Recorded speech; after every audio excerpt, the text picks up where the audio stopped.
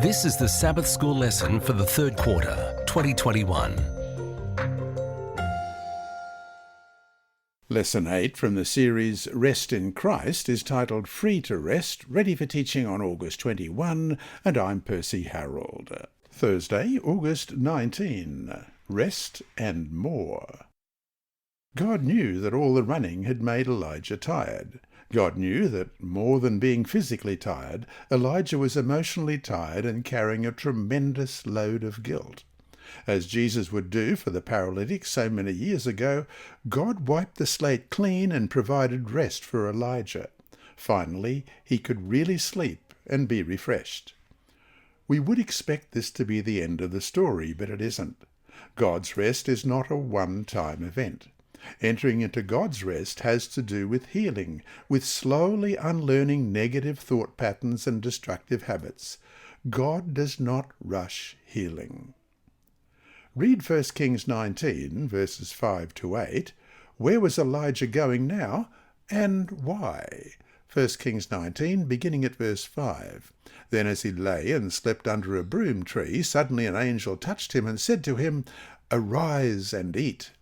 Then he looked, and there by his head was a cake baked on coals and a jar of water. So he ate and drank and lay down again. And the angel of the Lord came back the second time and touched him and said, "Arise and eat, because the journey is too great for you." So he arose and ate and drank, and he went in the strength of that food 40 days and 40 nights, as far as Horeb, the mountain of God. After rest, Elijah was running again. This time, God reoriented his running. God understands that life in this sinful world can and will cause depression. He understands our impulse to run, but he wants to redirect our running. Instead of all the self-destructive coping mechanisms we try, he wants us to run to him. And once we start running to him, he wants to teach us to listen for the still small voice, as we read in 1 Kings 19:12. That will give us rest. Elijah had no energy to lift himself up and make the journey to meet God. God provided the energy for the meeting, and God promised a better tomorrow. As Elijah lay under the broom tree and wished to die, he believed that his best days were over. Read 1 Kings 19, verses 15 and 16, and 2 Kings 2:11. What was still in store for Elijah?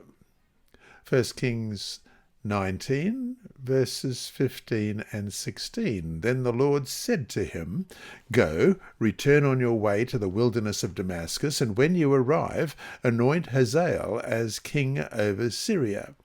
Also you shall anoint Jehu the son of Nimshi as king over Israel. And Elisha the son of Shaphat of Abel-Meholah you shall anoint as prophet in your place." And 2 Kings 2:11.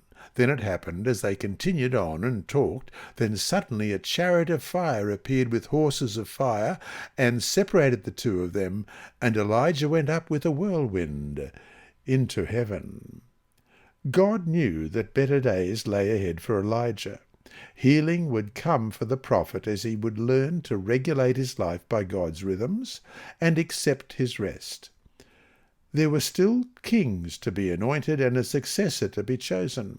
God already knew about Elisha, who would become as close as a son to Elijah.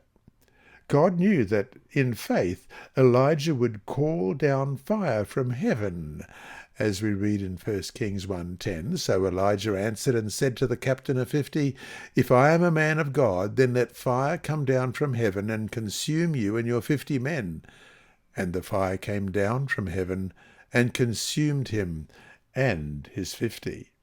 For Elijah, there would be no desperate death under a broom tree, but rather a fiery chariot ride to heavenly rest. So to finish today, what can we learn from the story of Elijah about why, no matter how bad we feel, in God's strength, we must still seek not to give up? This lesson was read by Dr. Percy Harrold for Christian Services for the Blind. It's supported by the Sabbath School Department and Hope Channel Australia and is rebroadcast by Christian Record Services and through podcasts at It Is Written in the United States, Hope Channel Germany, and through Apple iTunes and SoundCloud. Remember, God is always faithful.